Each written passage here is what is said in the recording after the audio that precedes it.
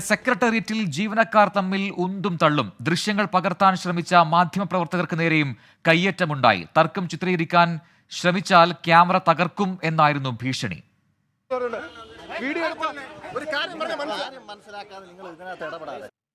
ഷഫീദ് റാവുത്തർ ചെയ്തിട്ടുണ്ട് കൂടുതൽ വിവരങ്ങളുമായി. ഷഫീദ്, ഈ തർക്കത്തിന് കാരണം എന്താണ്? ഒപ്പം ജീവനക്കാർ സംഘം തിരിഞ്ഞോടെ നിൽക്കുന്നത് കാണാം. അവർ മാധ്യമപ്രവർത്തകർക്ക് നേരെയും ആക്രോശിക്കുന്നുണ്ടല്ലോ. എന്താണ് സംഭവം? ഉച്ചയോടുകൂടിയാണ് ഈ സംഭവം. ഉച്ചയ്ക്ക് ശേഷമാണ് ഈ സംഭവം നടന്നത്. അതായത് ഒരു വാർത്താ സമ്മേളനത്തിന് ശേഷം സെക്രട്ടേറിയറ്റ് പരിസരത്ത് മാധ്യമപ്രവർത്തകർ മടങ്ങാനായിരിക്കുമ്പോഴായിരുന്നു സെക്രട്ടേറിയറ്റിൽ ജീവനക്കാർ തമ്മിൽ ഉന്തും തള്ളും ഉണ്ടായത്. ഇത് ചിത്രീകരിച്ച മാധ്യമപ്രവർത്തകർക്ക് നേരെയാണ് കയ്യേറ്റമുണ്ടായത്. സെക്രട്ടേറിയറ്റിലെ ജീവനക്കാർ ഉൾപ്പെടെ മാധ്യമപ്രവർത്തകരെ കയ്യേറ്റം ചെയ്തു. പ്രധാനമായും മീഡിയ വൺ ചാനലിലെ റിപ്പോർട്ടറും ക്യാമറാമാനുമാണ് ഇതിൽ ഈ കയ്യേറ്റ ശ്രമം കാര്യമായി ഉണ്ടായത്. തുടർന്ന് മാധ്യമപ്രവർത്തകർ ഇത് ചോദ്യം ചെയ്തു.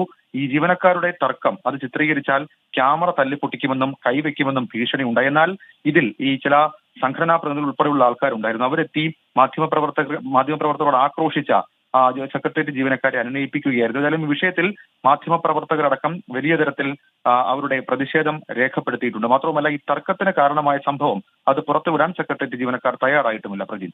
ശരി, ഷഫീദ് റാവുത്തറാണ് വിവരങ്ങൾ പങ്കുവച്ചത്.